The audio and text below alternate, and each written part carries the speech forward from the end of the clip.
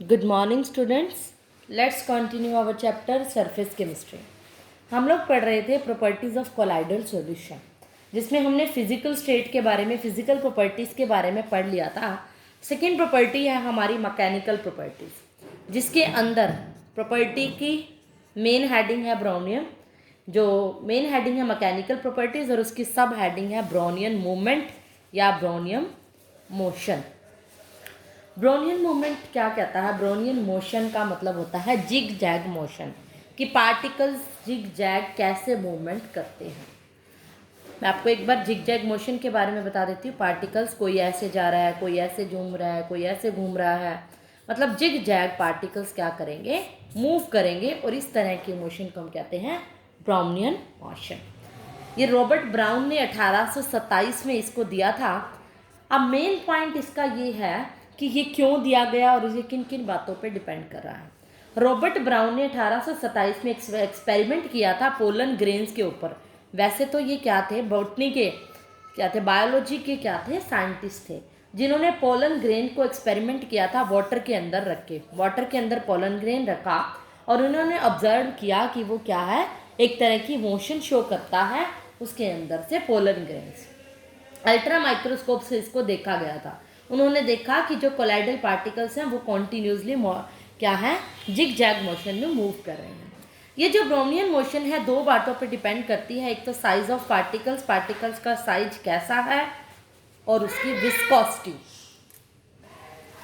Size of particles पे ऐसे depend करती है कि अगर पार्टिकल्स का साइज क्या होगा, स्मॉलर होगा, smaller the size of particles, और विस्कोसिटी भी क्या होगी, उसकी लेसर होगी। विस्कस क्या है? कम है, गाढ़ापन कम है, तो मूवमेंट जो होगा पार्टिकल्स का वो क्या होगा? फास्टर होगा। जैसे जैसे पार्टिकल्स का साइज बढ़ता जाएगा तो उसकी ब्राउनियन मोशन पे क्या डिपेंड करेगा, ये हमने देखना है। क्या होता है कि अगर मान लो कोई भी पार्टिकल है, अगर कोई कोलाइडल पार्टिकल है, कोलाइडल सोल्यूशन है, तो ये इसका डीएम है, ऊपर से क्या डाला जाएगा? डीपी, तभी एक कोलाइडल सोल्यूशन बनाया जाता है। क्या होता है कि अगर कोलाइडल पार्टिकल हैं, कोई बड़े हैं पार्टिकल हैं, देखो यहाँ पर ये कोलाइडल सोल के अंदर डीपी जो है बड़े हैं और डीएम क्या है? छोटे हैं। तो बड़े पार्टिकल्स क्या होंगे, इसकी जो हैवी होने की वजह से ये मूव नहीं कर पाएंगे, और इसका जो रिजल्टेंट फोर्स होगा, यहाँ पर इनका जो रिजल्टेंट जो फोर्स होगा वो इनको मूव नहीं करने देगा। क्यों? क्योंकि ये नेट फोर्स क्या हो जाएगा? जीरो हो जाएगा, वेट हैवी हो जाएगा। इसकी वजह से रिजल्टेंट फोर्स जीरो होने की वजह से ये पार्टिकल्स मूव भी नहीं कर पाएंगे। लेकिन अगर पार्टिकल्स का साइज छोटा है तो उनका रिजल्टेंट फोर्स क्या होगा? ज़ीरो नहीं होगा, और ज़ीरो नहीं होगा मतलब छोटे साइज होने की वजह से पार्टिकल ईजिली मूव कर पाएंगे। मोशन हमें पता है, कोई भी हल्की चीज़ है तो मोशन उनमें ज़्यादा होती है, तो यही कहा जाता है कि अगर छोटे पार्टिकल्स की मोशन ज़्यादा, तो वो क्या करेंगे? रैंडमली मूव करेंगे, इधर उधर इधर उधर पार्टिकल, कोई कैसे जाएगा कोई कैसे, और एक तरह से जिगजैग मोशन बनाएंगे। और इसी जिगजैग मोशन को हम क्या कहते हैं? Brownian motion.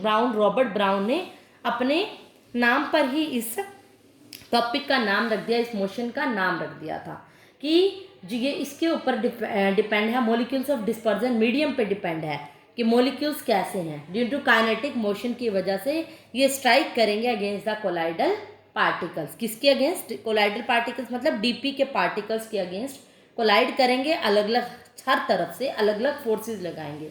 जो रिजल्टेंट फोर्स की वजह से ये पार्टिकल्स क्या करेगा? मूव करेगा। इसी वजह से मूव कर इस तरह से करेगा कि कोई भी शेप देगा, जिगजैग मोशन देगा। तो इस तरह की मोशन को हम क्या कहते हैं? Brownian motion. सेकेंड जो प्रॉपर्टी है हमारी है ऑप्टिकल प्रॉपर्टीज। ऑप्टिकल का मतलब होता है लाइट से। जैसे मैकेनिकल थी, मैकेनिक मतलब हमने कुछ ना कुछ जोर लगाया, कोई पुश एंड पुल किया, वहाँ पर फोर्स लगा था, फोर्स का मेन रिजल्टेंट फोर्स ही इसका कारण था ना। और यहाँ पर ऑप्टिकल प्रॉपर्टी है मतलब लाइट की प्रॉपर्टी है, और इसके अंदर जो इफेक्ट उसने स्टडी किया था वो था टिंडल इफेक्ट। क्या था टिंडल इफेक्ट? क्या कहता है? मान लीजिए हम कोई बीकर के अंदर क्या ले रहे हैं? कोलाइडल सॉल्यूशन, क्योंकि हम प्रॉपर्टीज़ किसकी पढ़ रहे हैं? कोलाइडल सॉल्यूशन की। मान लिया हमने कोई बीम ऑफ लाइट यहाँ से स्ट्राइक कराई, जैसे ही कोई सोर्स है लाइट का, वहाँ से लाइट पास कराई, तो हमने क्या देखा? वो लाइट क्या हो गई? स्कैटर्ड हो गई थी। क्योंकि हमें पता है कोलाइडल सॉल्यूशन ऐसा होता है जिसका साइज 1 से 1000 नैनोमीटर होता है, और उसके पार्टिकल्स क्या करते हैं, लाइट को स्कैटर्ड कर देते हैं। और एक बीकर के जो कॉर्नर पे हमने क्या देखा, जो जो कोलाइडल पार्टिकल्स थे वो हमें कैसे विजिबल हो रहे थे, एज ए ब्राइट कोन, एक कोन की नजर की फॉर्म में विजिबल हो रहे थे, ब्राइट कोन। यहाँ मैंने लिख दिया है colloidal particle visible as a bright cone, एक कोन सा बना रहे थे, और इस कोन को ही नाम दे दिया गया था टिंडल कोन का, इसीलिए इसका नाम रख दिया था टिंडल इफेक्ट। हमने क्या देखा, ऑप्टिकल क्यों कहा गया, क्योंकि इसके अंदर लाइट फॉल कराई थी, एक सोर्स लिया था लाइट का, एक टॉर्च फॉल कराई। लाइट हमें पता है कोलाइडल सॉल्यूशन है जिसकी रेंज 1 से 1000 नैनोमीटर है। हमने ये बात डिफरेंस में पढ़ी थी ट्रू सॉल्यूशन और कोलाइडल में। जब कोलाइडल सॉल्यूशन में लाइट पास कराते हैं तो वो स्कैटर्ड होकर कोलाइडल सॉल्यूशन के पाथ को दिखाने लगती है, उसके पाथ को इस तरह से दिखाती है कि यहाँ पर एक चमकता हुआ कोन सा बन जाता है, ब्राइट कोन, और इसी कोन को हम क्या कहते हैं, टिंडल कोन।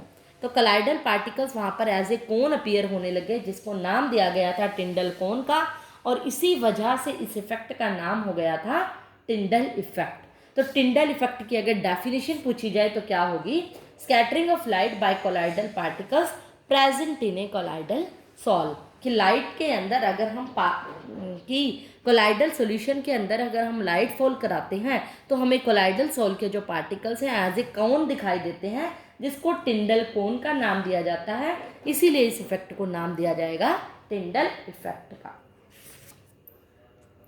उसके बाद कई बार पूछ लिया जाता है इंपॉर्टेंस ऑफ टिंडल इफेक्ट क्या है, मीन्स टिंडल इफेक्ट का हमारी लाइफ में क्या यूज़ है।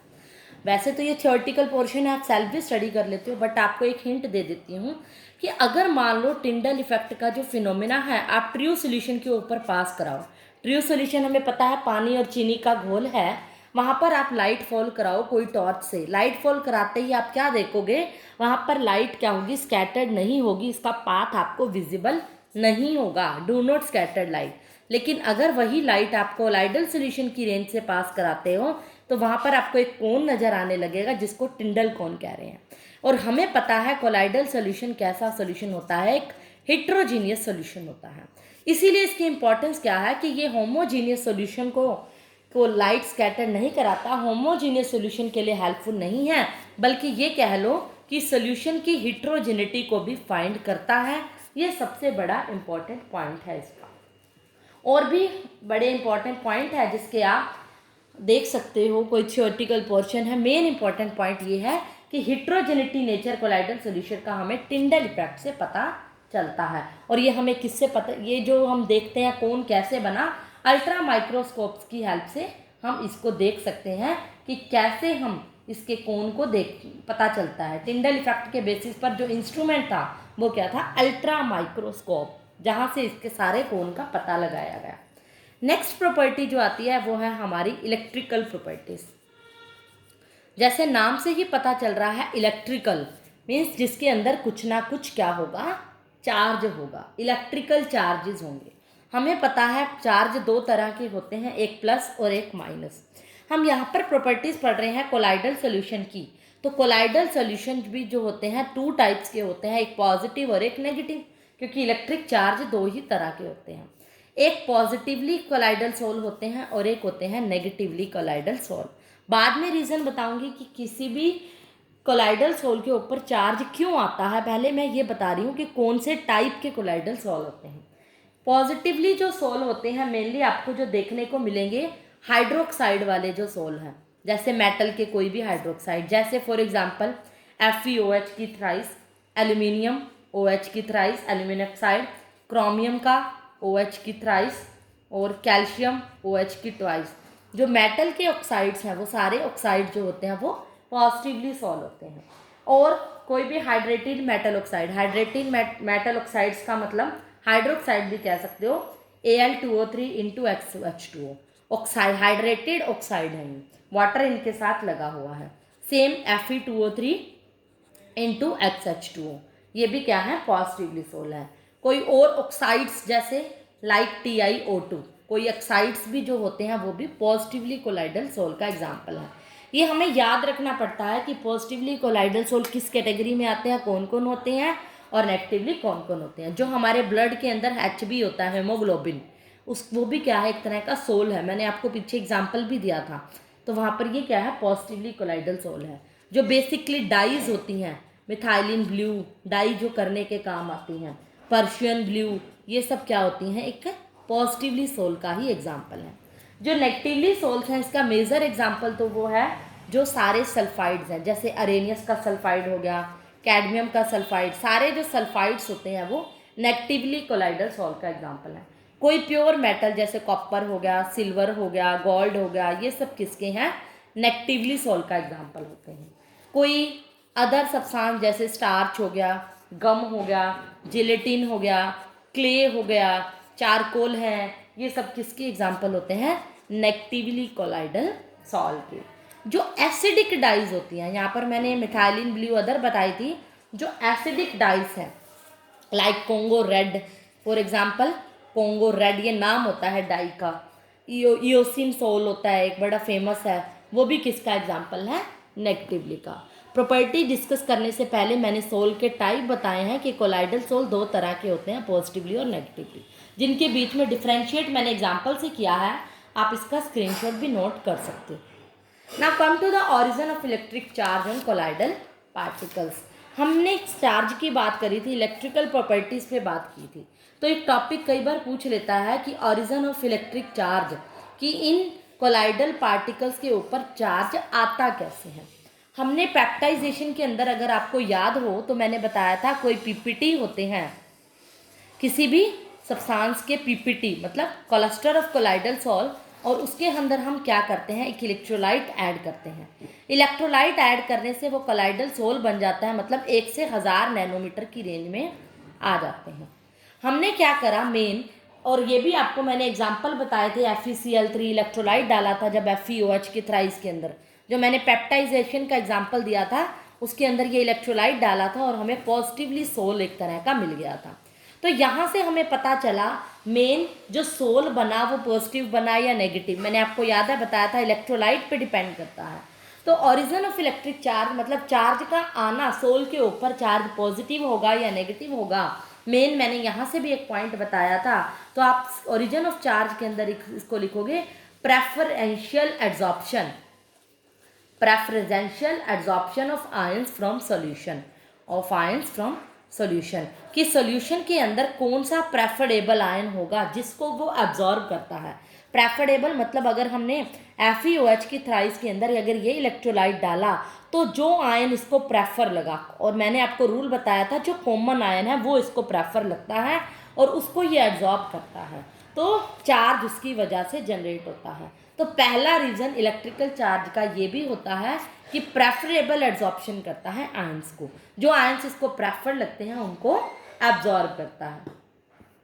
दूसरा रीज़न ये लगता है कि चार्ज क्यों आता है, डिसोसिएशन ऑफ मॉलिक्यूल्स। मॉलिक्यूल्स जब डिसोसिएट होते हैं followed by aggregation of ions, जब एग्रीगेशन होता है आयंस का, मॉलिक्यूल्स का, जब आयंस आपस में जुड़ जाते हैं, जब आयंस जुड़ेंगे, मान लो सोप के केस में मैंने बताया था RCOONA, याद है आपको, R की चेन कोई भी हो सकती है, C17H35, तो इसके अंदर जो आयन है RCOO नेगेटिव, वो ग्रुप क्या होता है, डिसोसिएट होकर RCOO नेगेटिव और Na पॉजिटिव बनाता है, और टेंडेंसी होकर एक क्लस्टर कैरिंग नेगेटिव चार्ज बनाता है, जो हमने ऑलरेडी एक्सप्लेन कर चुकी हूँ मैं आपको, किसके अंदर याद है, क्लींजिंग एक्शन जब बताया था, उसके अंदर मैंने cleansing action of micelle formation का बताया था। तो मैंने कहा था बहुत सारे मिलकर एग्रीगेशन हो जाता है, यहाँ आयंस का एग्रीगेट होता है, और यहाँ पर हमें पता है कि कौन सा सोल एग्रीगेट कौन सा बन रहा है। पार्टिकल जो होते हैं डाई के, उनकी भी टेंडेंसी होती है डिसोसिएट होकर एग्रीगेट होकर, पहले डिसोसिएट होते हैं, पहले कोई बड़ा पार्टिकल होगा अगर, पहले वो डिसोसिएट होगा, छोटा होगा, फिर आयन में बनाएगा, डिसोसिएट होकर एग्रीगेट होंगे, जब पहले डिसोसिएट हो गए फिर एग्रीगेट होकर क्या बनाते हैं, पॉजिटिव और नेगेटिव आयंस बनाते हैं, इकट्ठे होकर आपस में जुड़ जाते हैं। तो मॉलिक्यूल डिसोसिएशन से भी जो सोल बनता है वो चार्ज वाला बनता है, प्लस या फिर माइनस। थर्ड जो रीज़न है चार्ज आने का सोल के ऊपर, कि चार्ज आता ही क्यों है, डिसोसिएशन ऑफ मोलिकुलर इलेक्ट्रोलाइट्स, जो हम इलेक्ट्रोलाइट्स डालते हैं वो मॉलिक्यूलर इलेक्ट्रोलाइट्स का टूटना और टूटकर एड्जॉर्ब्ड होना on the surface of particles, कि किसी भी पार्टिकल के सरफेस के ऊपर एड्जॉर्ब हो जाना।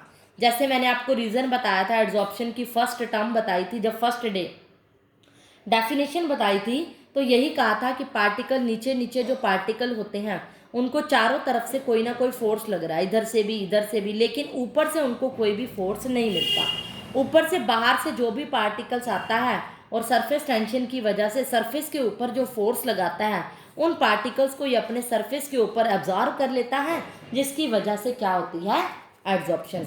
याद होगा, कोई भी पार्टिकल है, लिक्विड है, वो यहाँ से भी फोर्स लग रहा है उसको, यहाँ से भी, यहाँ से भी, लेकिन सरफेस पार्टिकल यहाँ से भी लग रहा है, लेकिन जो सरफेस में पार्टिकल है उसको यहाँ से तीनों साइड से फोर्स मिलता है।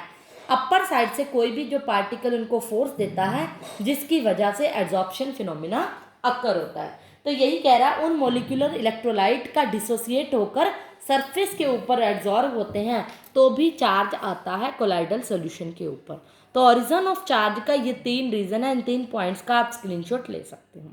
मेन रीज़न जो इंपॉर्टेंट रीज़न है वो फर्स्ट है, जो पेप्टाइजेशन में बताया था, प्रेफरेबल एड्जॉर्प्शन। और प्रेफर क्यों होता है, जीटा पोटेंशियल की वजह से। तो इसके अंदर पूरा एक्सप्लेन करना चाहो तो जीटा पोटेंशियल जो मैं एक्सप्लेन कर चुकी हूँ पेप्टाइजेशन के कोज में, वो भी एक्सप्लेन कर सकते हो। तो इलेक्ट्रिकल चार्ज आता ही क्यों है, अगर मान लो कोई भी कोलाइडल सॉल्यूशन है, ये तो कारण था कि ओरिजिन ऑफ इलेक्ट्रिक चार्ज की चार्ज आता कैसे है, किन किन रीजन की वजह से। लेकिन हम इलेक्ट्रिकल प्रॉपर्टी पढ़ रहे हैं कि कोलाइडल सॉल्यूशन के अंदर चार्ज क्यों आता है। जैसे हमने कहा कि कोई भी सोल है उसके ऊपर मान लो प्लस चार्ज आ गया, हम क्या कहते हैं उसको, पॉजिटिवली सोल। इस तरह के कई पॉजिटिवली सोल मान लो हमारे पास जनरेट हो गए हैं। अगर वो 2 सोल आपस में पड़े हैं तो वो एक दूसरे को क्या करेंगे, रिपेल करेंगे, दूर दूर भागेंगे। दूर दूर भागने की वजह से वो क्या होंगे, एग्रीग्रेट नहीं होंगे, आपस में क्या होंगे, जुड़ेंगे नहीं, क्योंकि उनके बीच में रिपल्शन हो रही है। और ये हमारे लिए अच्छी बात है। क्यों नहीं जुड़ेंगे, अगर वो जुड़ जाते हैं, मान लो कोलाइडल सोल के पार्टिकल आपस में जुड़ जाते हैं तो जुड़कर एक बड़ा पार्टिकल बनाएंगे जो कि क्या बन जाएगा, सस्पेंशन बन जाएगा। हमें तो सस्पेंशन नहीं चाहिए ना, हमें सस्पेंशन नहीं बनाना, हमें कोलाइडल सॉल्यूशन को स्टेबल करना है, मेंटेन करना है। इसकी स्टेबिलिटी को मेंटेन करने के लिए जो हम जिस डिस्पर्जन मीडियम में डालते हैं वो कैसा लेते हैं, नेगेटिवली सॉल्व लेते हैं, ताकि ये प्लस और माइनस के बीच में अट्रैक्शन बनी रहे और जो ये कोलाइडल सोल रहे वो स्टेबल रहे। और इसका रीज़न मैं बता चुकी हूँ कि ये पॉजिटिव और नेगेटिव सोल ओरिजिन कैसे है, आता कैसे है, बनता कैसे है। तो आप ये कंफ्यूज नहीं होंगे कि कोलाइडल सोल जो है पॉजिटिव होना चाहिए, नेगेटिव होना चाहिए। ये हमें पता चल गया कि बनता कैसे है पॉजिटिव और नेगेटिव, चार्ज किसकी वजह से आता है। मेन रीज़न जो फेमस रीज़न है वो जीटा पोटेंशियल प्रेफरेबल आयंस को एब्जॉर्ब करता है, वही इसका रीज़न है जिसकी वजह से हम डिसाइड करते हैं कि चार्ज पॉजिटिव होगा सोल पे या नेगेटिव होगा। और इसी सोल की वजह से ये अपनी स्टेबिलिटी को मेंटेन करता है। ये थी इलेक्ट्रिकल प्रॉपर्टी। मेन आपने अगर इलेक्ट्रिकल प्रॉपर्टीज आ जाए तो ये रीज़न लिखना है कि कोई भी सोल जो स्टेबिलिटी होती है कोलाइडल सॉल्यूशन की, वो इस वजह से होती है कि जो कोलाइडल पार्टिकल सोल्स के अंदर इलेक्ट्रिकली चार्ज होते हैं और इस वजह से पार्टिकल्स आपस में रिपेल करते हैं और इकट्ठे होकर सस्पेंशन नहीं बनाते। तो इसीलिए कोलाइडल पार्टिकल्स के अंदर 2 तरह के चार्ज होते हैं, पॉजिटिव और नेगेटिव। सारे जो डिस्पर्स पार्टिकल्स हैं कोलाइडल सॉल्यूशन में सेम चार्ज होता है उसके अंदर। जो डिस्पर्स पार्टिकल मतलब डीपी में सब में क्या होंगे, पॉजिटिव चार्ज है, ताकि रिपेल हों, सस्पेंड मिक्स होकर इकट्ठे हो गए। अगर अट्रैक्ट होंगे तो इकट्ठे होंगे, इकट्ठे होकर तो सस्पेंशन बना देंगे। इसीलिए सारे डिस्पर्स पार्टिकल का चार्ज सेम होना चाहिए और जो डिस्पर्जन मीडियम का जो चार्ज होना चाहिए वो डिफरेंट होना चाहिए, नेगेटिव होना चाहिए। बाकी थ्योरी फॉर्म में इसके फर्स्ट पैराग्राफ लिखना छोटा सा, जो ये बात मैंने बताई है पैराग्राफ में मिल जाएगी। सिर्फ इतना ही लिखना है हमने। अगर ओरिजिन पूछा जाए इलेक्ट्रिकल चार्ज का तो ही डिस्कस करना है, अदरवाइज नहीं करना। इलेक्ट्रिकल प्रॉपर्टीज के अंदर ही जो नेक्स्ट प्रॉपर्टी आती है बड़ी अच्छी इंपॉर्टेंट है, इलेक्ट्रोफोरेसिस, और हम इसको कैटाफोरेसिस भी कहते हैं। अब जैसे मैंने इलेक्ट्रिकल में बता दिया कि कोलाइडल सॉल्यूशन के ऊपर 2 तरह का चार्ज हो सकता है, पॉजिटिव और नेगेटिव। ये इलेक्ट्रोफोरेसिस नाम से ही पता चल रहा है कहीं ना कहीं इसका जो लिंक है इलेक्ट्रिक फील्ड से है। यहाँ पर जा रही हूँ मैं, अब अगली टॉपिक इस प्रॉपर्टी को साथ साथ नोट करते जाओ। मान लो मैंने एक यू टेप का चैम्बर ले लिया, इस प्रॉपर्टी को इस तरह से डिज़ाइन किया गया था और इसके अंदर यू शेप के चैम्बर के अंदर यहाँ पर कोलाइडल सोल को, कोलाइडल के पार्टिकल्स को फिल किया गया था। क्योंकि इसका नाम इलेक्ट्रो है, इलेक्ट्रो मतलब इलेक्ट्रिक फील्ड से इसको कनेक्ट किया गया था, एक को पॉजिटिव और एक को नेगेटिव टर्मिनल से इलेक्ट्रिक फील्ड से जोड़ा गया था। इसके अंदर इसके कुछ पार्टिकल्स भी थे, कोलाइडल पार्टिकल्स। डिस्पर्स फेस के अंदर डिस्पर्जन मीडियम डालते हैं तो ही बनता है कोलाइडल पार्टिकल, ऊपर बता चुकी हूँ। अब क्या किया, क्या देखा कि जब इलेक्ट्रिक फील्ड हमने अप्लाई किया, ड्यू टू इलेक्ट्रिक फील्ड, ये जो कोलाइडल सोल था, अब डिपेंड कर रहा है, मैंने कहा है कि कोलाइडल सोल पॉजिटिव भी हो सकता है और नेगेटिव भी। मान के चलती हूँ कि मैं ये नेगेटिवली सोल है, अगर ये नेगेटिवली सोल है तो नेगेटिव चार्ज हमेशा अपोजिट चार्ज की तरफ मूव करता है। इलेक्ट्रिक फील्ड के ऊपर क्या है, पॉजिटिव चार्ज है, तो ये नेगेटिव फील्ड वहाँ जाकर मूव करेंगे और मूव होकर वहाँ पर इकट्ठे हो जाएंगे। तो हम ऐसा देखने को मिलेगा कि सारे जो पार्टिकल्स होंगे पॉजिटिव की तरफ इकट्ठे हो जाएंगे, क्योंकि ये सोल क्या था, नेगेटिवली, और negatively charge attracts positive, negative positive को अट्रैक्ट करता है, इसीलिए क्या कहेंगे हम, इलेक्ट्रोफोरोसिस। फोरोसिस का मतलब होता है मूवमेंट ऑफ कोलाइडल पार्टिकल्स, फोरोसिस। इसकी डेफिनेशन ये है, movement of colloidal particles under the influence of electric field. Electric field की वजह से ये जो कोलाइडल पार्टिकल थे मूव करने लग गए, इसी प्रोसेस को हम क्या कहते हैं, इलेक्ट्रोफोरोसिस। बड़ा ही इजी है। और इसका नाम कैटाफोरोसिस क्यों था, क्योंकि एक टाइम क्या लिया गया, एक एक्सपेरिमेंट में कोलाइडल जो सोल लिया गया वो पॉजिटिव ले लिया गया। अगर कोलाइडल सोल हम पॉजिटिव ले लेते हैं, suppose these are positive sol, अगर ये पॉजिटिव सोल है तो पॉजिटिव सोल जब हम इलेक्ट्रिक फील्ड अप्लाई करेंगे तो ऑब्वियसली पॉजिटिवली कहाँ जमा होगा, इलेक्ट्रिक फील्ड के नेगेटिवली हिस्से पे, वो नेगेटिवली हिस्से पर जमा होने लग जाएगा। पॉजिटिव का मतलब होता है कैटायन। इस कैटायन का जब मूवमेंट होगा under the influence of electric field, इसीलिए इसका नाम इलेक्ट्रोफोरेसिस से कैटाफोरेसिस रखा गया कि मूवमेंट ऑफ कोलाइडल पार्टिकल कौन सा, cation. Movement of cation colloidal particle या positive colloidal particle under the influence of electric field, that's why this process is called cataphoresis. Otherwise ऐसा कोई फिक्स नहीं है कि इसमें पॉजिटिव ही मूव करेगा या सोल भी डिपेंड करता है कि ट्यूब के अंदर आपने कौन सा लिया हुआ है, पॉजिटिव है तो नेगेटिव, नेगेटिव है तो पॉजिटिव की तरफ मूव करेगा। इसको कैटाफोरेसिस क्यों कहा गया, जब ट्यूब के अंदर पॉजिटिवली चार्ज सोल लिया गया, कैटायन का मूवमेंट हुआ तो इसको कैटाफोरेसिस कहा गया। Our next electrical property is electroosmosis, which is also very important. ये दोनों ही प्रॉपर्टी बड़ी इंपॉर्टेंट है, इलेक्ट्रोऑस्मोसिस एंड इलेक्ट्रोफोरेसिस। ये भी बिल्कुल इसकी तरह ही है, बस फर्क इसमें ऑस्मोसिस टर्म यूज होएगी।